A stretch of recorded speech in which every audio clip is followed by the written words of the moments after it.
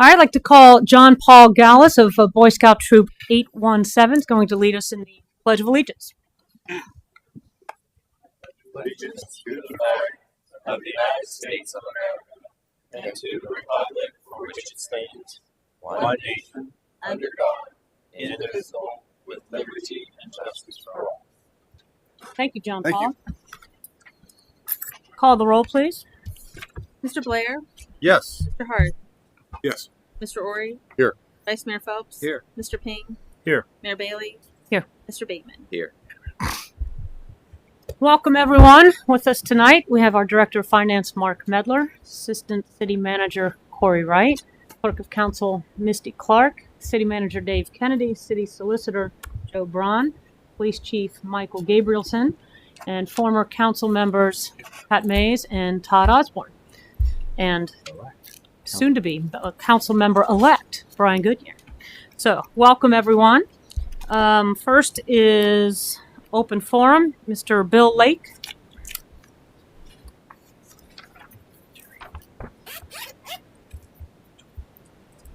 No.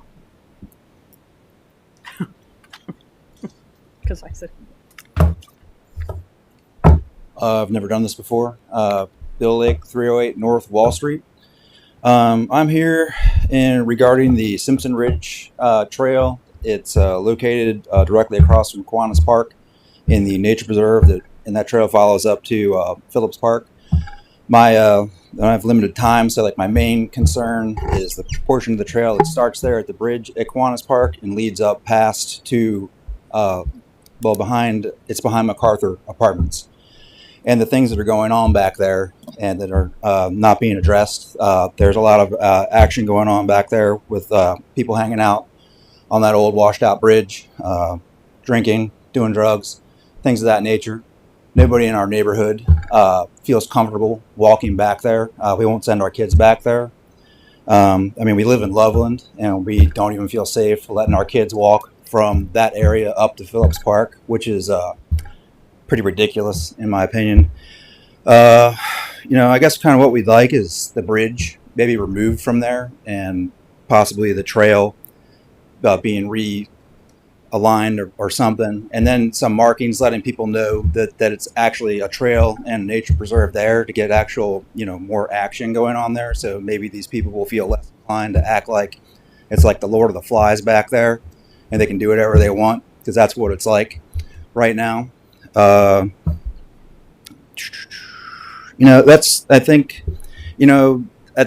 pretty much the gist of it.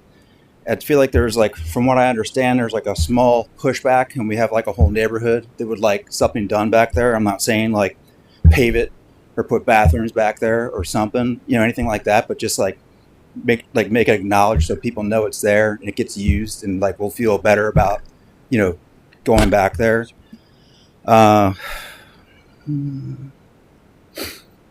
Sorry. When you did the dog park over in Kiwanis, we weren't too thrilled about that, just local people, because it was our little park and everything, but there was a lot going on back there, by the river, everything I said, kids partying, people partying, things going on that shouldn't be happening. But that dog park actually helped get rid of some of that stuff. Actually, it really got rid of a lot of it, except for at night. You still will have stuff going on there, but it's not like it was. So I feel if that area was kind of acknowledged and recognized in the same kind of way, that would probably help with what's going on back there. We've literally had my neighbor, my friend of mine, had her son walk his dog back there, and he was told by these people hanging out on the bridge to get out of there, it's theirs. I went back there one time with my kids, and there was a grown man smoking pot and drinking beer with kids on that bridge back there. It's nobody wants to go back there. It's beautiful back there, and nobody feels safe about going back there. And talking about Loveland, Ohio, and that's going on right down the street from me. And that's, I think that's pretty much what I have to say right now. So, thank you very much. Thank you, Mr. Lake.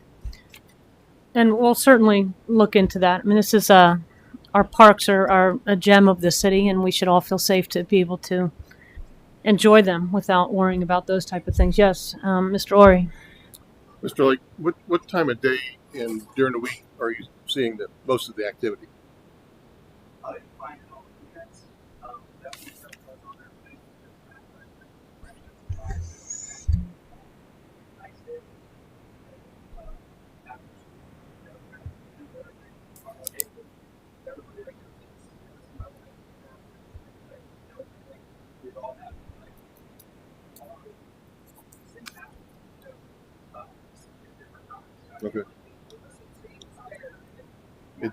No particular time.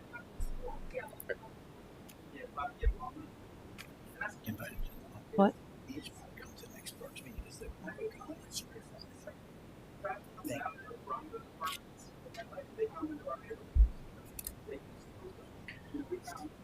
Mr. Lake, could I have you come to the? I know, because people watching can't hear you. So if you could.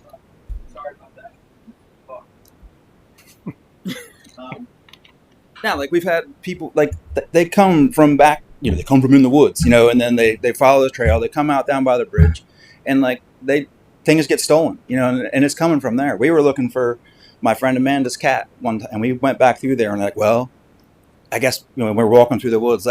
Let's go look through the apartment area. We found her bikes that had been stolen recently. At that point in time, they're back there, like just stuff like that. There's been a lot of things that have happened. And like that area of woods like provides like really excellent access to like for things like that to happen. Like just it really does. If you walk back there, you can see the main trail and you can figure it out, and then you can just see little spur trails off all over the place. Like who knows where they're headed. And it's just like, and that's kind of what we wanted. We just would like something done about that. An actual focus put on it. I don't know. That's it. Like everything that's happened happened at different times. Like I just talked to another friend of mine's son, and he told me it doesn't matter. Like 10 years ago, he was walking his dog through there, and the same thing happened to him. He's like, yeah, I ran into these people in the bridge area, and they told me to get out and leave. Like it's like he shouldn't have been there, and that's not the case. He shouldn't be nobody should be telling anybody to get out of there, and leave. And I shouldn't be walking through there, like I said before, and like running into people smoking weed and drinking beer. And when I've got my kids, just shouldn't be doing that. Like they feel like it's theirs. Like they feel like that area is theirs, and it's been going on a long, long time. And thank you for bringing it to our attention. All right. Appreciate it. Well, it's frustrating to me, and I don't live there and don't have to deal with that. These are our parks. I do hope it makes you mad hearing it, because it's like it's happening, and it's been happening for a long time. Like I said, my kids won't go through there, and I should be able to. Their mom lives up off of Ridge, and I should be able to, like, if hey, you want to go whatever, why don't you cut up through there? Because there's no real safe way. Well, there is, like, if you do the whip-de-doo way and all that, but like that's like a 10-minute walk. It's a nice walk, even if you just want to take a little walk, or if you want to go watch a soccer game or something like that. It's it's not really an option because of everything I just said. All right. And it's not just my kids; it's other kids. I think I might have already said. Yeah, there's enough stories that everybody's has had their experience with the stuff that's going on there. So, Did you have something you wanted to ask, Mr. Hart? Everything's Okay. All right. Well, thank you for coming and bringing it to our attention. Appreciate it. thank you. All right. Next is minutes from the October 24th, 2023 meeting. Are there any changes or additions? move to approve as written. Is there a second? Second. Call the roll, please. Mr. Hart, Mr. Ori, Yes. Vice Mayor Phelps, Mr. Payne, Yes. Mayor Bailey, Yes. Mr. Bateman, Yes. Mr. Blair. Yes. Motion carries 7-0. And Mr. Lake, and all of you, we are happy to have you stay this entire meeting, but we will not find it rude if you do not.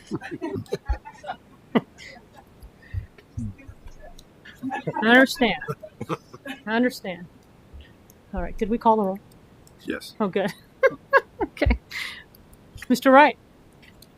Thank you, Mayor. First resolution we have for you this evening is our annual property casualty and liability insurance renewal for 2024. And I'll be brief because I know we got a lot on our plate. So each year the city goes through this exercise where we have to renew our insurance. The policy year runs January to December. And so we are proactive throughout the year. Last year we did a deep dive into our schedules. This year it was much easier for us with the department heads because of the work we put in last year, updating our schedules, making sure the vehicles are added, deleted, modified, whatever throughout the year. And so I'll preface this by the fact that we are very happy with the Public Entities Risk Pool of Ohio. They understand government.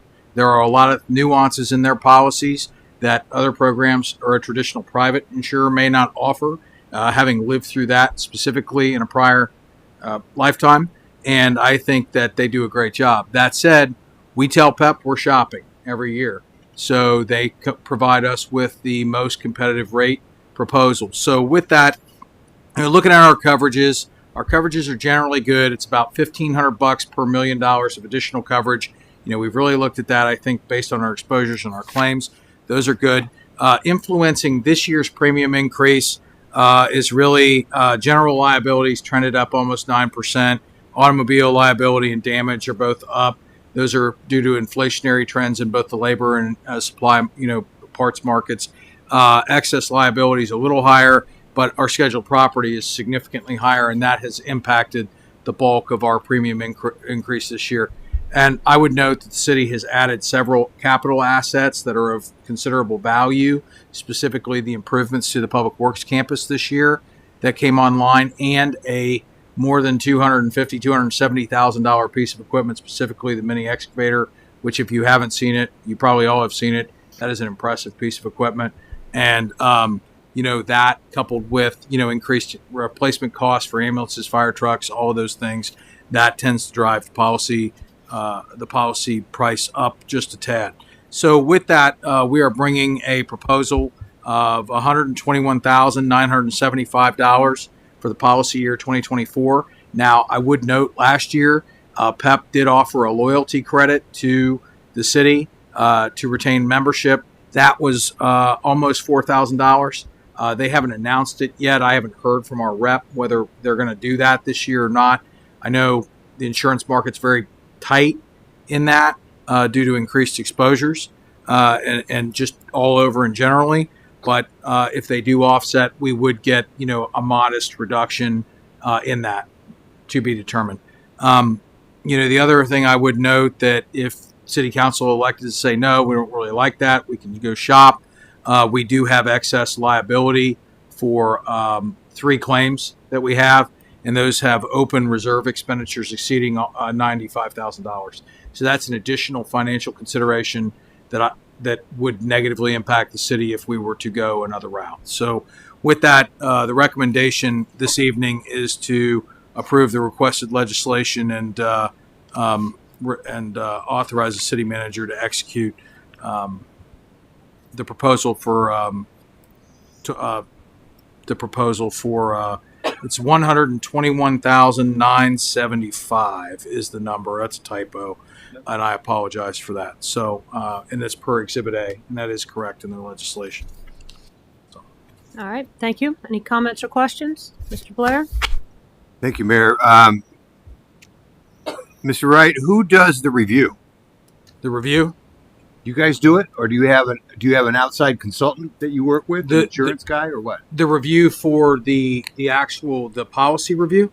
The review, of the potential insurers. So we would review those internally, and so when we shop those. But one of the issues that we have is those excess claims negatively impact the ability for either another party or a private market, a private guy to bring, or another broker to bring a competitive proposal. And in fact, that happened last year because we have some outstanding use of force claims or whatever.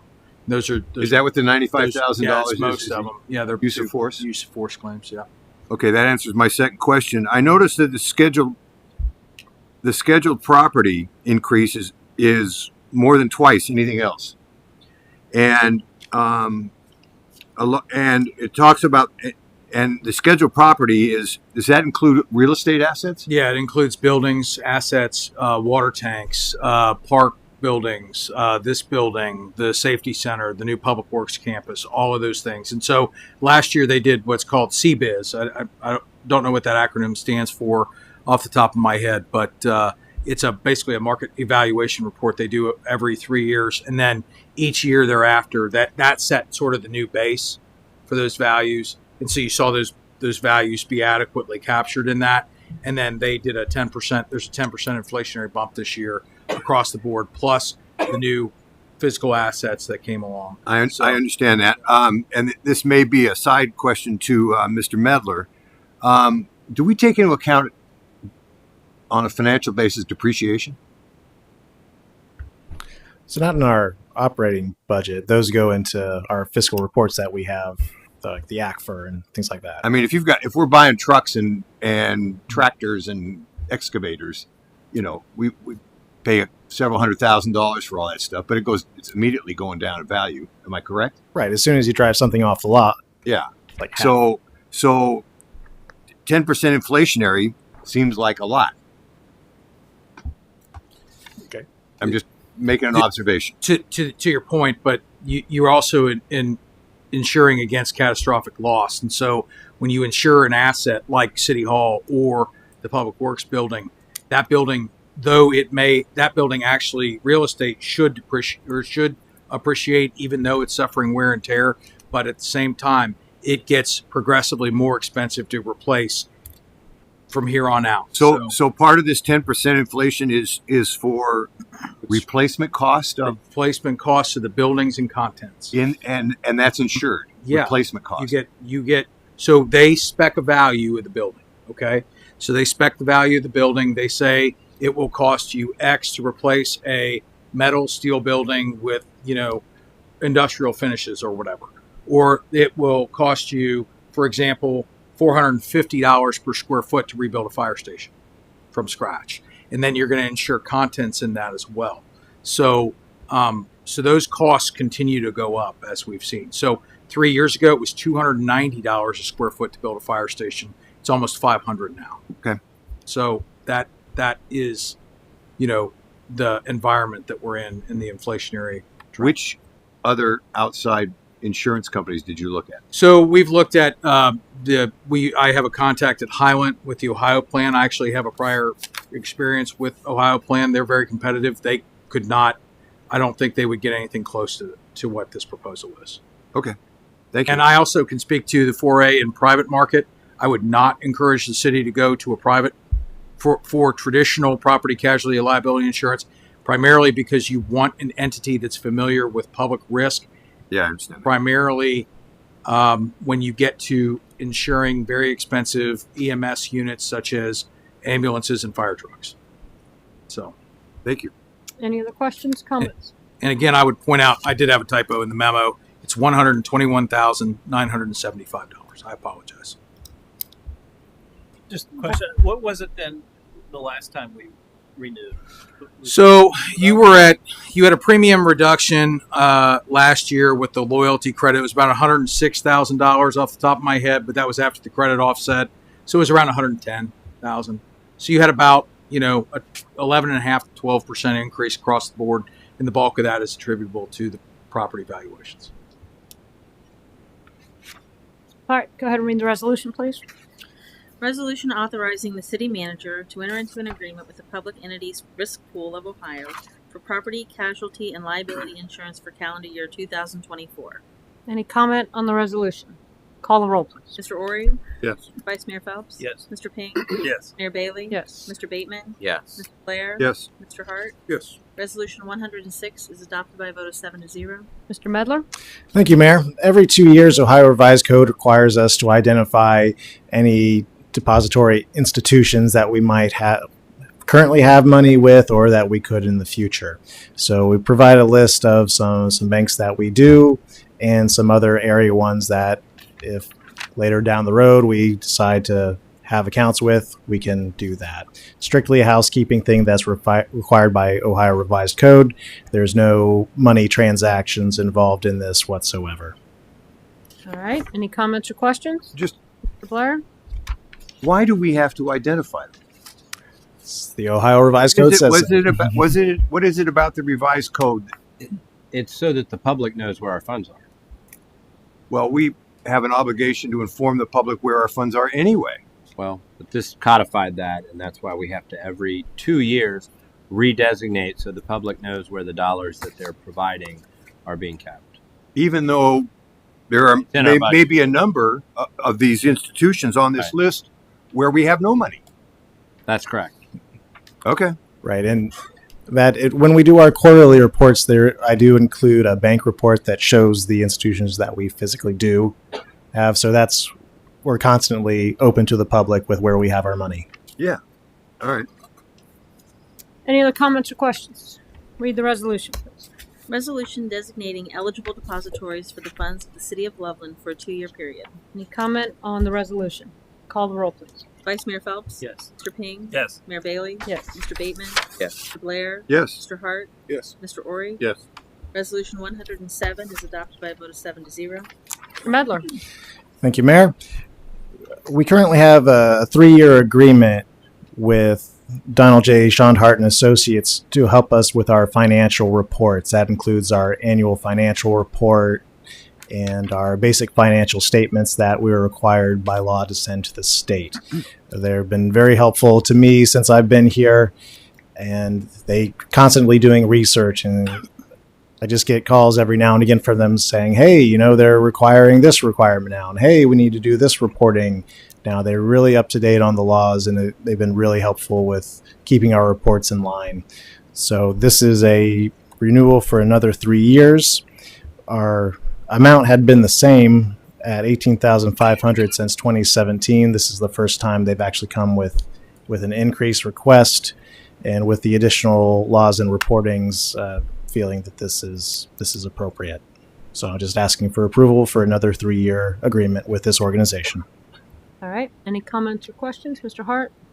So I know this would have started before you got here, obviously with this company. Did you look outside of this to see if this was something that we may look at other companies or other people to contract with? We always have the option to do so, given the amount and this organization's familiarity with us. Kind of weighed the pros and cons and the time to do so, and thought maybe for this 3 years we'll re-up with them.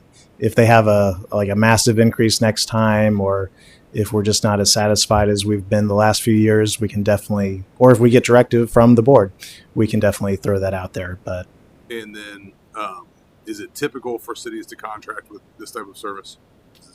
so if you have a larger organization that has a lot of extra staff that can dedicate to putting these reports together, they can do that. When I worked for previous organizations, like on the county level, you have a lot more staff that can do it.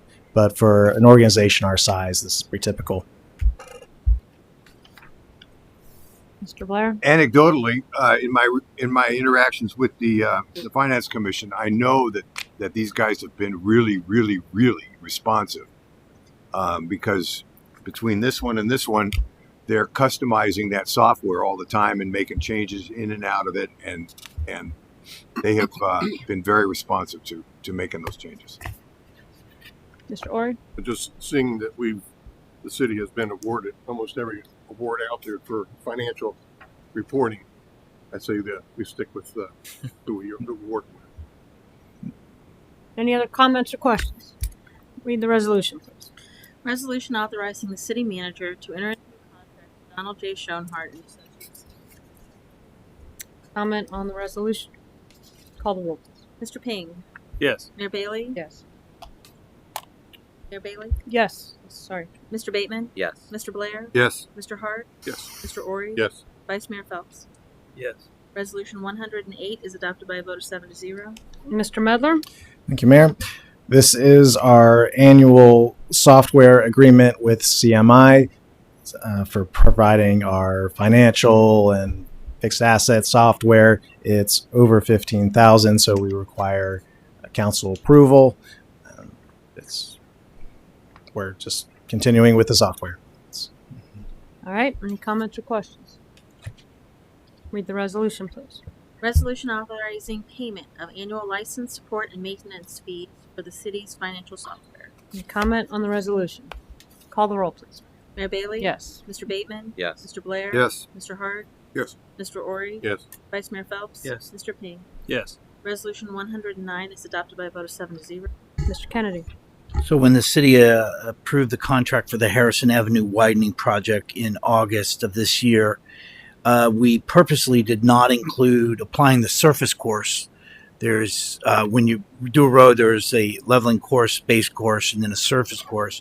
My logic was that it would be best to hold off on doing the surface course until all the trucks had moved, removing the earth, the dirt, for the parking lot project. That we've decided that that's really not at this point in time and best in mind for public safety. So based on the fact that with exposed manholes going into the wintertime, raised sanitary manholes, raised stormwater manholes, not a full gaps as you would cross the bike trail, and other gaps along the way, including the fact that pavement markings are not included until the surface course goes in. It just came very painfully obvious to me that we should move forward with the surface course now. And that was affirmed by the fact that the engineer for the parking lot project feels that there will be no problem creating a path out of the earth removal that will not have them go over the top of the Harrison Street project. So it really does make sense. And actually, they're going to begin post haste. They're actually, if you recall, this was an alternate item. We did that on purpose. They're honoring that amount, so it really hasn't cost the city any money. They're going to honor the original alternate item. So the original contract was for $534,061. The change order, which I'll be sending over to the company tonight, would be at $29,761, which would get a net change order to a total of $563,822. This will allow us to put a button on this project, finish it all up. It will provide for much more safety for the bike trail users, and of course all the myriad of pavement markings, which includes all the handicap access. This is definitely the best move at this point in time. We also feel that at some point in time the earth removal for the parking lot project will take place from State Route 48. So this is definitely the best move at this point in time, and they will begin very shortly. They're geared up and ready to go.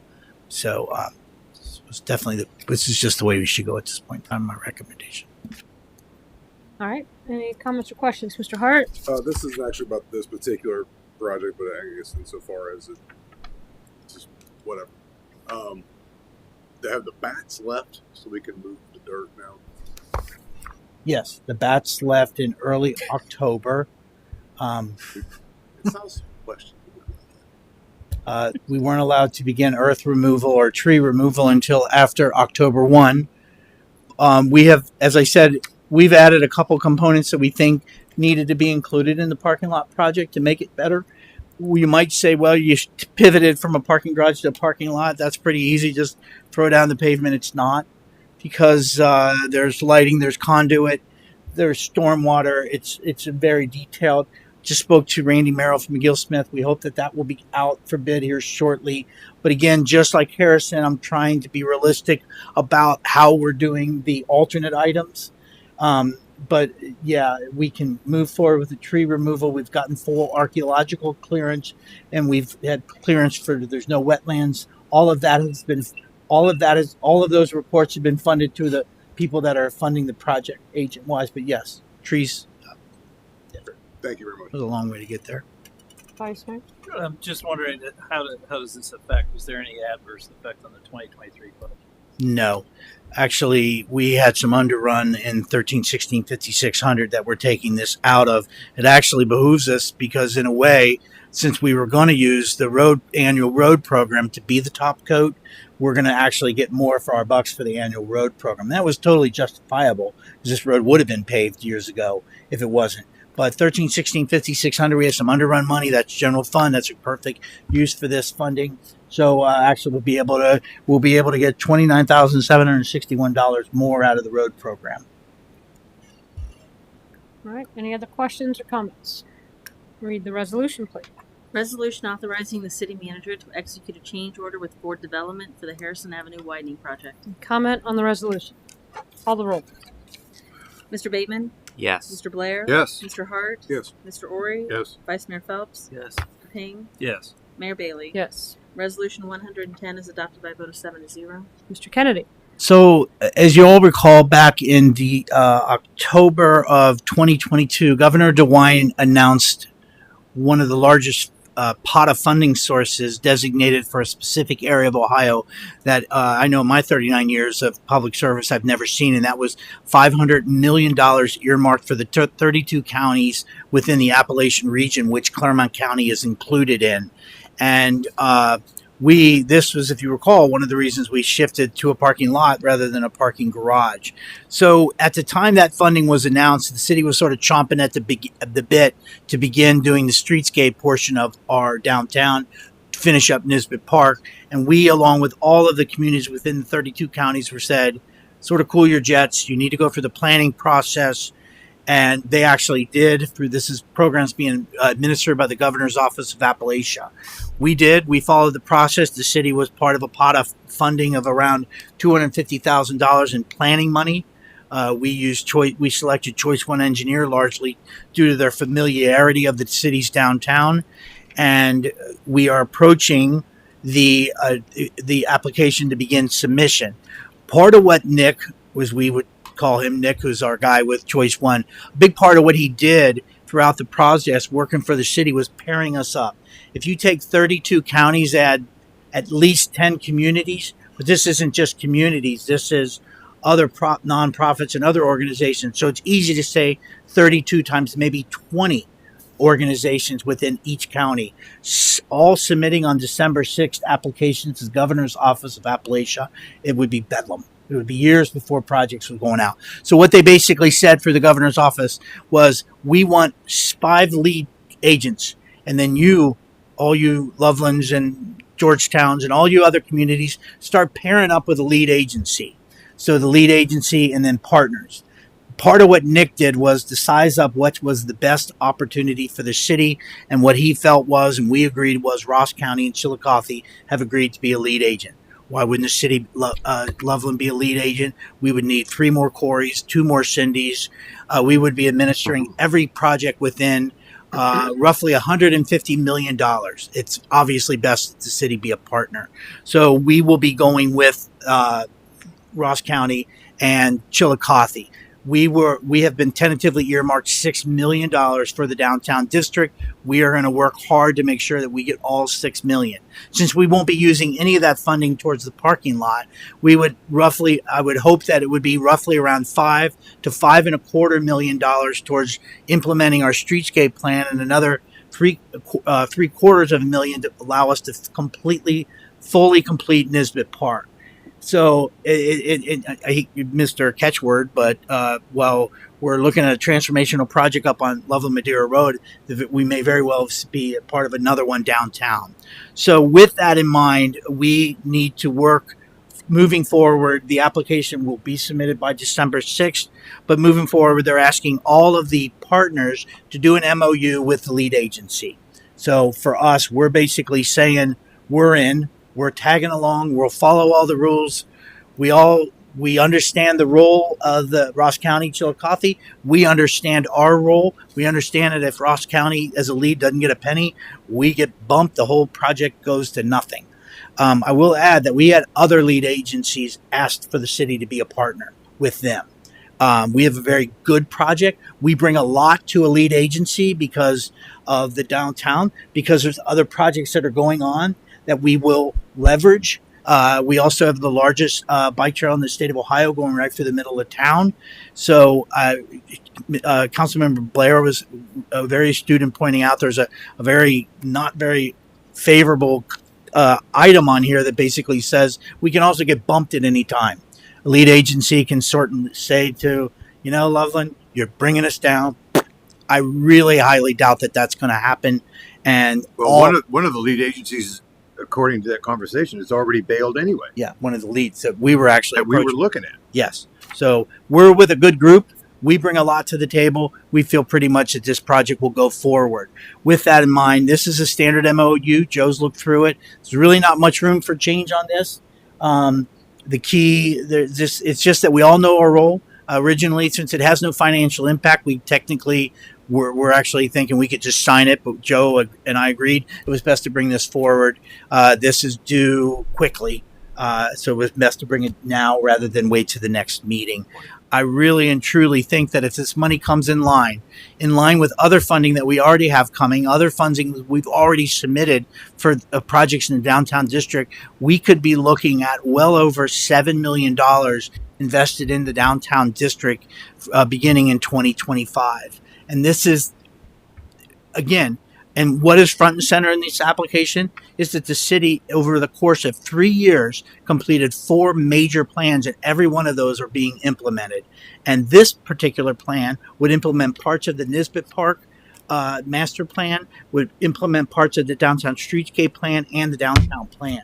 So doing planning pays. It's not just fluffy things that you put on shelves. These are really action item plans. So pretty excited about this. I know there's a lot to this, but at the end of the day, this is what we have to execute. We'll be coming back with more agreements as we move along this process. So where's the public input? The public input is what went into creating these plans. So now we're implementing the plan. So that's really, I didn't want to go too much on it, but this is a very important first step. All right. Comments or questions? Yes, Mr. Ping. Just an observation, I guess. If I was following your math there, Mr. Kennedy, that it would be fair to say that if we had individual entities submitting, there would be at least 500. And there's $500 million, which would be $1 million a piece. We're proposing that we're going to get 6.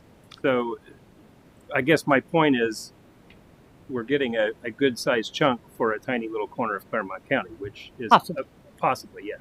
Which is, I mean, I'm just, again, it's an observation that this is a very good thing for us in terms of teaming up with them and if it looks good and so forth. And there's all the reason for us to do this. So it sounds great. Thank you. Any other comments or questions, Mr. Hart? Just basic, something out of my, like, a little bit of my ignorance of the grant, some of the grant process. How do we have a timeline on this, or is this kind of just going to be waiting, kind of go through their steps? The grants are due in December the 6th. It's largely submitted by Choice One with information that the city has been submitting to them, verification plans and so on and so forth. I don't mean to call it the fluff, but we provide them the fluff. They provide the technical aspects of it, and though we'll start hearing announcements in early 2024 for the communities that get them. I would hope that a whole lead agency gets it. They're looking in each lead agency asking for around 100 million. We're down to, I believe, 4 lead agents now. When construction begins, I don't know for sure. But if you recall, this particular grant has no local match whatsoever. So we're making our case that we have local match from all the other things we're leveraging. Thank you. Mr. Blair?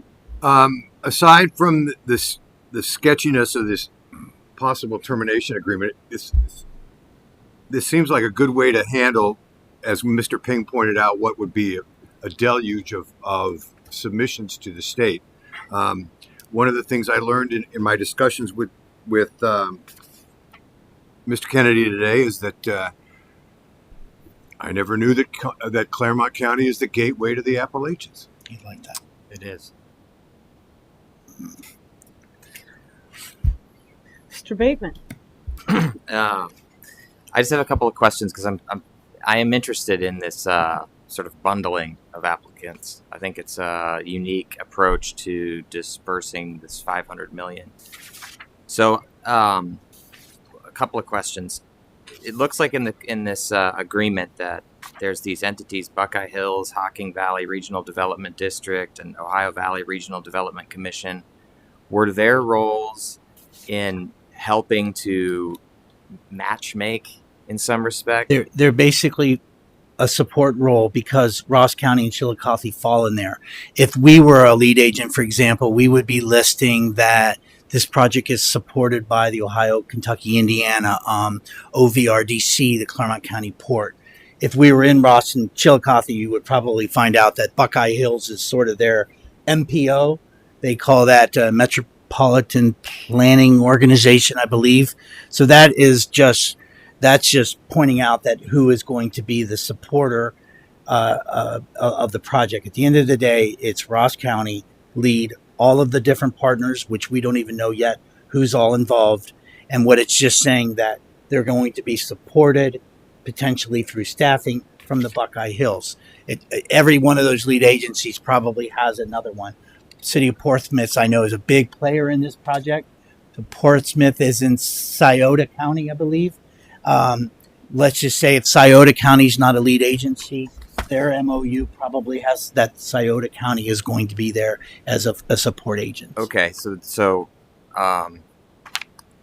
do they also play a role in oversight and the disbursement, or are we reliant completely on this Ross County Us and Chillicothe together. the disbursement and the sort of fund sharing? Yes. Okay. This task is so large that I believe Ross said they would only do it if Chillicothe would join, and Chillicothe would only do it if Ross would join. It's much like the amount of work that I believe the Hamilton County Engineers Office does to administer all those skip loans, the skip grants that the city gets. That's a big job. So, okay. And then the final sort of question is, again, if you maybe it's too early to tell, but do you anticipate that the different applicants may be bundled in a way as to be focusing on specific areas, like that there might be a behavioral health care application that has one lead applicant and then other partner applicants that are in that same vein, and then there's another bundle of infrastructure? Or is it more just sort of trying to do regional coverage within Appalachia, and there's different aspects of funding? If you don't know it, that's fine. well, actually, we do. We were in this particular lead because this is an organization doing mostly downtown projects, streetscape. Actually, we pulled one of our I projects, which is our St. Columban project, sidewalk project out on 48, and actually are seeking funding for that separately because it doesn't fit the mold of this particular lead. And we've actually believe we found another source to get that funded.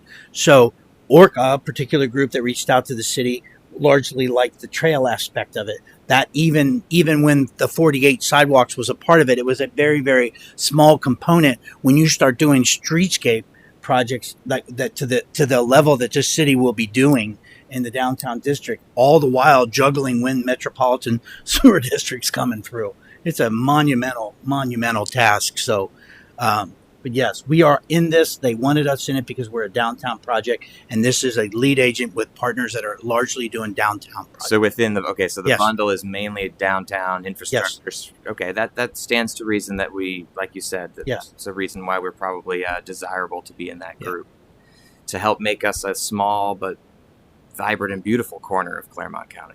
Mm-hmm. Any other comments or questions? All right, read the resolution, please. Resolution authorizing the city manager to execute a memorandum of understanding regarding the use of APRA funds via Appalachian Community Grant Programs, Appalachian Development Grants. I think it's actually ARP. Appalachian Regional. Yeah. Isn't it? It's Maybe not. I thought it was ARGP, Appalachian Regional Grant Program. I probably didn't put it right. Maybe not. It's okay. Then we might be right. Oh no! Let me just tell you, the root of this money from the state is from ARPA funding. This is where this is where it all started, and then that created the. That's Scribner. Yeah, I missed it. It's almost as bad as Harrison. That was really a good move on my behalf. All right, call the roll, please. Mr. Blair. Yes. Mr. Hart. Yes. Mr. Ori. Yes. Vice Mayor Phelps. Yeah. Mr. Mr. Bailey. Yes. Mr. Bateman. Yes. Resolution 111 is adopted by a vote of 7-0. Mr. Kennedy. So I'm just going to talk real quickly just about some revenues, and Mark's going to chime in about what is it that you're doing in terms of the appropriation. I just wanted to touch on a couple things from revenue, since we certainly beat the CIP thing up. First of all, this budgeting software universally, there was a time Corey, Mark, and I were wondering, when could we send this back? That was one major pain in the butt. We didn't like it. And every day we messed with it. We found more and more how much it worked, and we realized that the stuff we were doing this year is going to make this so much better in the future. 2 days doing nothing but amortization tables, you're never going to do it again. It allowed the Finance Commission had to get used to it.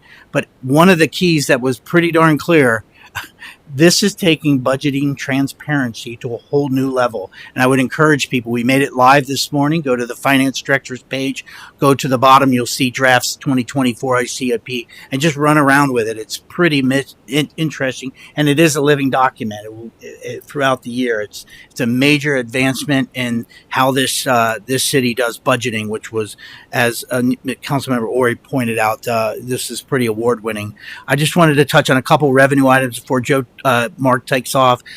When you combine our two number one real revenues in the general fund are from real estate tax and income tax at 8.7 million. That is by far the highest in the history of the city, the combined total. That's largely as valuations keep going up. The city's valuation currently, the most recent evaluation numbers were at $419 million. When you talk about projects that Corey's running up on Loveland Madeira Road, that's the next frontier. If this city largely won't be seeing large residential developments anytime soon, where's the valuations going to keep going up? Through projects such as Loveland Madeira Road, the Chestnut Street project, and so on and so forth. I find it interesting and quite satisfying to know that in 2021 the city saw its first $5 million income tax and thought it was something else, and then in 2022 we saw $6 million. In 2023 we're going to see $7 million. That is part of the investment. That is the economic development team. That is the incentives. That's what the city does. And where's that future going to come? If your Commerce Park is largely built out, your school teachers are bringing in a certain level. That's the future, is the Loveland Madeira Road business corridor revitalization. Your valuations, your real estate tax will hopefully keep going up, and then along with that comes your income tax. So why is the income tax and general fund so important? Because the city's committed to our police department. We committed to staffing our department to a size that our city should have, and with that comes general fund. The city runs their police department from their general fund, not from police levies, and we're committed obviously to what Chief Gabrielson is doing. So again, I'm going to turn it over to Mark, because as you know, through this legislation you're doing appropriations. Thank you, Mr. Kennedy. So, right, what we are to approve it through the ordinance isn't that actual budget document. That's the communication device that has all the information. What you approve is the appropriations, which is at the fund level, but then broken down by personnel and then non-personnel. So if you look on the attachment, you're going to see all the different little sections of the general fund, and they say, okay, how much of this is personnel? How much of it is non-personnel? That locks us in. So we can't move money around mid-year saying, well, we're not buying as many supplies as we thought we would. Why don't we move over money for personnel? Those are kind of sections that the state doesn't like you to mess with. So we are very transparent in the attachment showing the funds and the different purposes that is in the budget. So within the budget, you'll notice that the 2024 budget for the general fund is actually about $3 million, actually more than that, less than the 23 budget. So the 23 budget had the Chestnut remediation project, which was actually a huge expense. So that drove that reduction. You're also seeing expenses lower in the downtown TIF fund because, as mentioned, the garage placeholder has been moved to be a parking lot. So there's a decrease in the budget there. And focusing, as Mr. Kennedy said, on personnel, making sure our police officers are well staffed, we're up to the levels that we need. The budget's going to include an extra lieutenant position that's being filled this year, and then an additional officer next year, I believe. So getting them up to full strength. It's also the second year of their contract, so they're going to have their increases as agreed upon there, and continuing to provide increases for non-bargaining personnel as well. As Mr. Kennedy said, income tax continues to do just things that hadn't been even dreamed of before. So a few years ago, 5 was out of the question. Now, as he said, we are getting pretty close to $7 million for this year. We're hoping those things continue. Obviously, we don't budget for 10% increases every year. We hope we get that, which is great, but we try to keep within reasonable limits in case we don't hit 10% income tax in a year. You don't want to be struggling to find a way to pay your bills if you budget to every single penny. And we are required to have a balanced budget by state law. Now, last year, for 2023, we included a lot of CIP projects with the idea that would be a one-time thing. We were taking our starting cash fund balances, as they call it, and the 23 revenues, and using that to balance our 23 expenses. If we looked at 2023 by itself in the general fund, the expenses were higher than the revenues. We made sure that this was a one-time thing just because we had those projects in mind. And now we're coming back with 2024, and the catchphrase in the budgeting world is having a structurally balanced budget. That means we're not looking at our cash balances at all. We're saying, okay, is the money that you're going to bring in 2023 enough to cover your expenses in 2023? And the answer to that is yes. So we have a perfectly balanced budget for the general fund in 2024. That was our goal. That was something that we spent a lot of time working to where we could trim some things just to make sure that we got that goal accomplished, and that's what we did. So that is the gist of it. I think is a budget we're very proud of. The software, as Mr. Kennedy mentioned, is very transformational. We had plenty of time to not only put the budget together, but also do the analysis. What we were doing in previous years, we were spending so much time tinkering with the spreadsheet that we didn't have much time to actually figure out what in the world was in there. So once we got up to speed on the software and what it could do, we got our numbers in, we were able to play with all the different charts and figure out what they were telling us, and all that information came back really good, and we feel great about where we are with this software and what the people can see when they just go to the website, as Mr. Kennedy said, poke around and see what we've got in there. And if you have any questions, we're here to answer the questions of the people. Thank you. All right, thank you. And again, thank you to Mr. Pedler and your staff, and Mr. Kennedy, Mr. Wright. And certainly thank you to the Finance Commission, Mr. Colangelo, and everything you do to help us keep on the right path financially. And really, we appreciate all your efforts in that. Mr. Blair, as our Finance Commission representative, would you like to start off our conversation here? As has been stated before, the proposed capital improvement plan for 2024 and forward has been carefully thought out. Dave, in passing, mentioned that this reflects a lot of the input from the various planning efforts we've done with the community, and everything we're doing is based on the voice of the community and what the city wants, and the acquisition of this software that we've talked a lot about will bring us a greater level of transparency.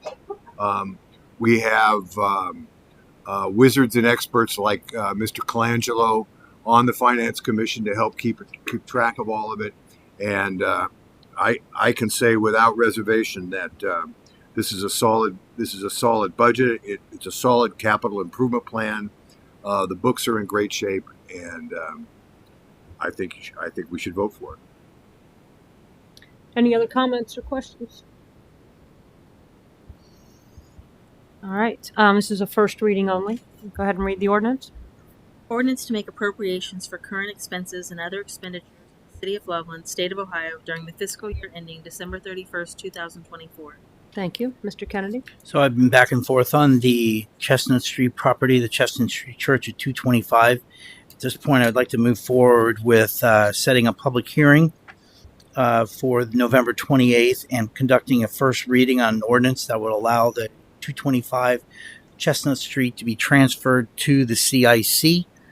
That way the second reading will be the night of the public hearing. All the necessary information is attached to the legislation. We feel that this is for the best of the property and help facilitate. It just puts us in a better position in regards to that property. All right. Does anybody have any questions or comments? So we need first a motion to set a public hearing. I'll move to set a public hearing for the Chestnut Street Church transfer to CIC matter on November 28th, 2023. Second. Call the roll, please. Mr. Hart? Yes. Mr. Ori? Yes. Vice Mayor Phelps, Yes. Mr. Ping, Yes. Mayor Bailey, Yes. Mr. Bateman, Yes. Mr. Blair. Yes. The motion carries 7-0. All right, and go ahead and do the first reading of the ordinance. Ordinance transferring real property on Chestnut Street located in the city of Loveland, Hamilton County, Ohio, to the Community Improvement Corporation of Loveland. Thank you. Mr. Wright. Thank you, Mayor. So tonight we have an emergency ordinance in front of City Council for natural gas supply renewal for our aggregation program. So, periodically the city. Well, let me go back. So the city established an aggregation programs for electric and natural gas. As you're aware, those programs are established via vote of the community, and so those programs are by design opt-out programs. And I think the city has successfully administered a program for more than 10 years now. I want to say in 2012 was when the ballot initiative went through, and then we've been basically 10 years in. So with that, the current natural gas supply agreement is getting ready to expire in March of 2024, and so now is the appropriate time for us to be pricing that, just to try and lock in an advantageous formula. So there's a whole lot of technical information in the memorandum. Distilling it down, the most formulas or most companies will price what's called a NYMEX Plus formula, where they go out and they get a wholesale rate, and there's some adders or additives to that, some volumetric conversions, and that equates to a price, a price per CCF or a price per MCCF, or you also see it expressed as CCF on your bill. And so with that, the prior agreement, the city was able to lock in what really was an exceptionally low rate at around 34 cents, per CCF. And that was primarily due to kind of the factors that were involved around sort of a dip in the supply chain, pre-COVID, all of those things, high supply. And then obviously there was a presentation attached that council got to look. The energy price spiked over the next 3 years, and so that program has saved our aggregation participants, particularly in natural gas, significant amounts of money, also in electric too, but particularly in natural gas, because the prices were approaching $10 per MCF. So anyway, long and the short of it is we use IEC. They're our energy consultant. They assist us with the aggregation program administration. They put the proposal out. We got 3 proposals: Constellation, Direct Energy, and IGS. Those are really the big 3. Direct Energy provided the most competitive pricing formula, NYMEX Plus pricing formula. So when they price it, they'll solicit pricing as of an effective date. So this was the price was around 59.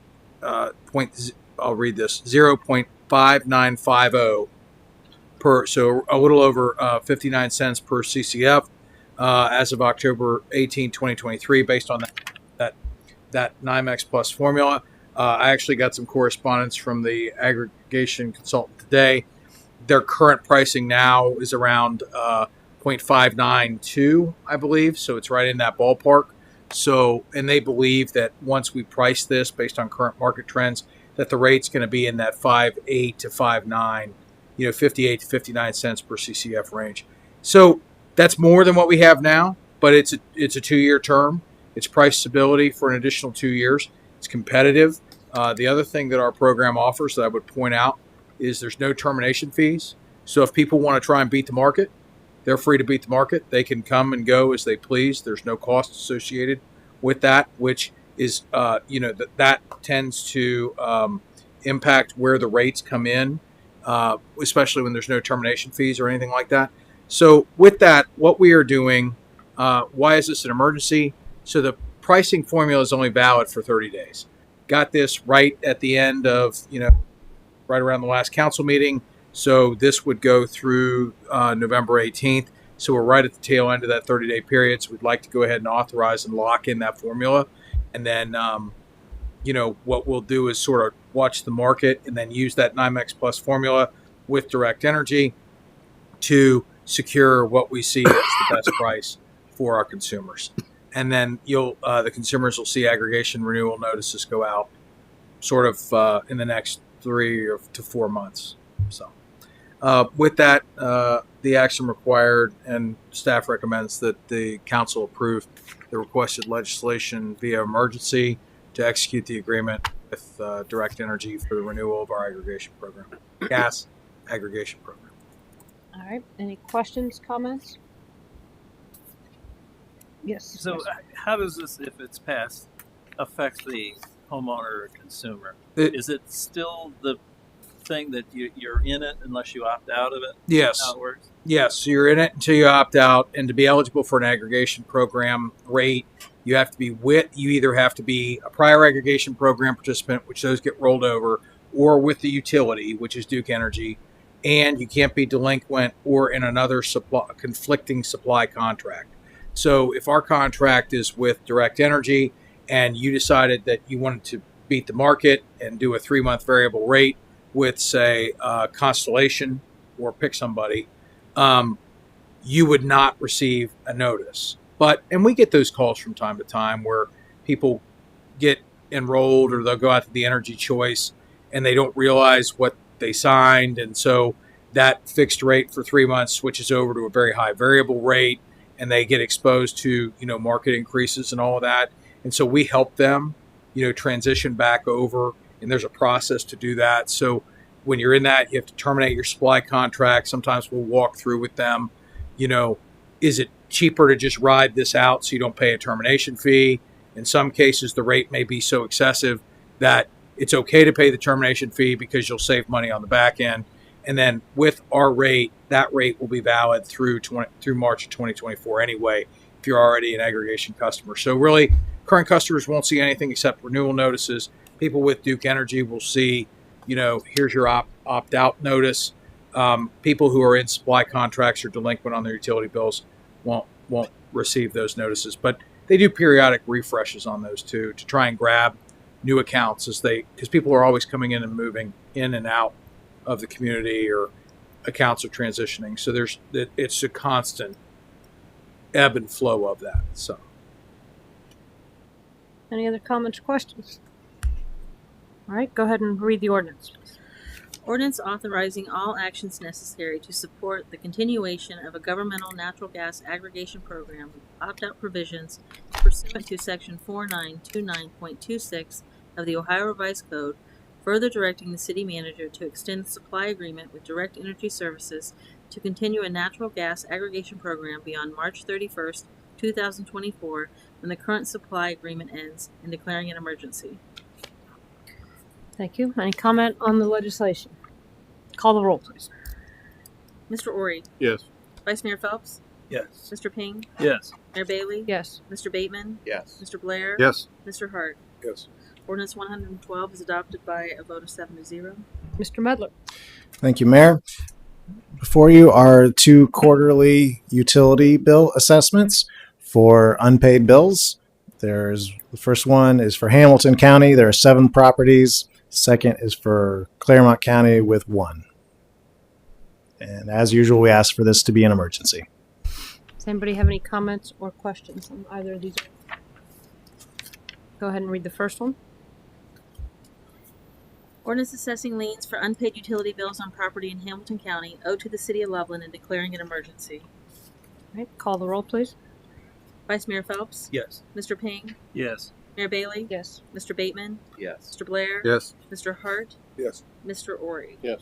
Ordinance 113 is adopted by a vote of 7-0. All right, read the next one.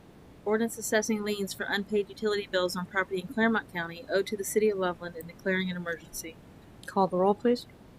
Mr. Ping, Yes. Mayor Bailey, Yes. Mr. Bateman, Yes. Mr. Blair, Yes. Mr. Hart, Yes. Mr. Ori, Yes. Vice Mayor Phelps. Yes. Ordinance 114 is adopted by a vote of 7-0. Mr. Kennedy. So it has come to our attention, the city and the owners of the works, that the lease in 2011, City Council approved a lease for where the rail car sits, associated with the Works restaurant, and it has come to both the Works and the city's attention that we cannot locate a fully executed lease. I was not the city manager at the time, so I'm not permitted to just go ahead and execute it without the city taking action to ratify the action of city council at that time. So, and Joe helped me type this, but so we're basically asking council to make a motion ratifying the actions of city council for the lease of property between the city of Loveland and Sydney B Enterprises. That lease was initiated in 2011. It's a 20-year lease. Mr. Braun. The short explanation of this is that the city records have no executed lease. I went back and looked at Frank's records, can't find an executed lease, although there's lots of correspondence saying they signed the lease. Mm-hmm. So we don't know where the signed lease would lie here at the city. We need this to assist the owners of the works with some property work that they're doing. It was noticed by their title company, and Mr. Kennedy, rightly so, doesn't feel comfortable, even though council authorized this lease many, many years ago, and it's been amended 5 times. He doesn't feel appropriate signing a lease when he wasn't even the city manager then. So we're asking for you to ratify that lease so that he can then execute a new copy and complete that title work. All right. Any comments or questions? Mr. Blair? I don't suppose we could condition the lease on lowering the cost of a Caesar salad and a beer. Oh my goodness. Any other questions? Vice Mayor? I take it this doesn't change any of the terms of the original. No, and as I pointed out, aside from any food preferences you might have issues with, it's been amended 5 times since it was originally executed. All of the amendments have been executed, and we have those. So this is truly a formality. But I think it's right for us to bring it to you versus just executing. All right. Very good. Any other comments or questions? All right. Then we need a motion ratifying the action of City Council for the lease of property between the City of Loveland and Sydney B Enterprises. So moved. Is there a second? Thank you. Call the roll, please. Mayor Bailey? Yes. Mr. Bateman? Yes. Mr. Blair? Yes. Mr. Hart? Mr. Ori? Vice Mayor Phelps? Yes. Mr. Ping? Yes. Motion carries 7-0. All right. There are various minutes in the package. Any comments or questions on those? All right. On City Council reports and comments, last Wednesday was the graduation of Loveland U, which took place at McCluskey, their headquarters in the Commerce Park, which was very cool. Myself, Misty, of course, and Councilmember Ping were on hand for that, and as usual, everybody had raving reviews for their experiences with Loveland U and for Mrs. Clark's really the program that you put together and that all of our partners put together. So well done once again. Thursday was the ribbon cutting for NAMI, which is National Alliance on Mental Illness, which is a national organization that now has a chapter here in Loveland. It is in the same building as Cancer Free Kids, that former church. I don't remember what church that was, but thank you. That was ribbon cutting on Thursday. Also Thursday evening, I attended the 5-year Loveland Lifestyle, the magazine that Emily Barlow has started. They had a 5-year celebration at the 1859 building. That was pretty cool and good for her for 5 years. It seems to be a very well-received magazine. Friday, Mr. Kennedy and I attended at St. Columban the Veterans Day ceremony. This is the ceremony that used to be at our Veterans Memorial. I think last year, I'm not sure why, but they moved it to St. Columban and realized that the veterans actually liked that better because the entire school could be present then instead of just the 8th grade. So they put on a really, really nice ceremony that actually had several of our veterans in tears. So thank you again to our veterans and to St. Columban for doing such a nice job of honoring them on Veterans Day. Also on Friday, the Matt Haverkamp Foundation, which we've talked about a few times, it's a foundation that was created when Matt Haverkamp, who was a K-9 officer in Gulf Manor, was killed in a car accident. His family and friends started the Matt Haverkamp Foundation, and they provide K-9s to local law enforcement agencies, including our last 3 K-9s, Azar, Mac, and our current K-9 Cruz. And so they had a 100th dog celebration they have provided. Actually, at this point, I think it was 105, they said. But that was down at the Red Stadium, and Captain Gangwer and Dave Kennedy and Corey Wright and myself, and also, of course, K9 handler Kyle Bibelhausen were there. Bibelhausen. Bibelhausen.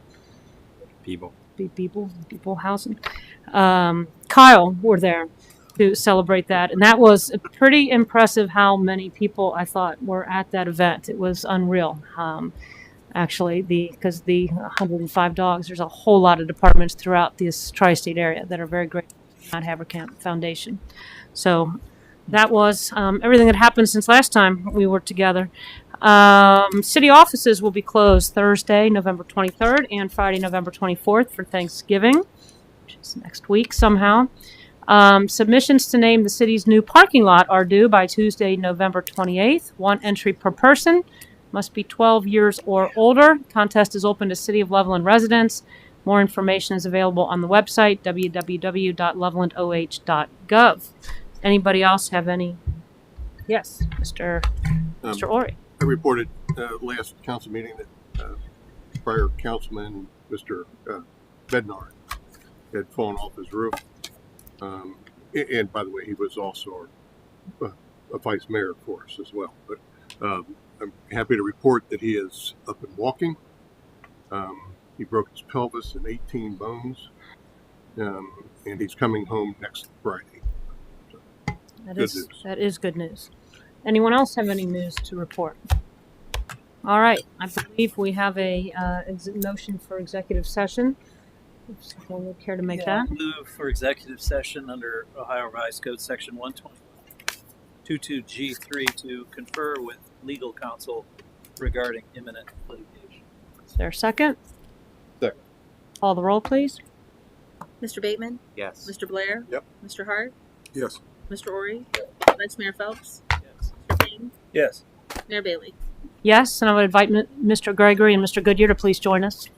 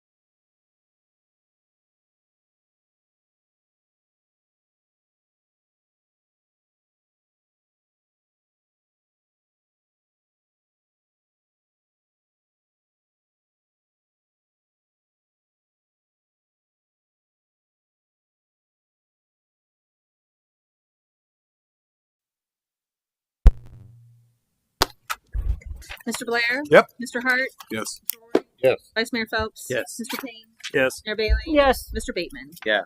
Motion carries 7-0. Okay. Now,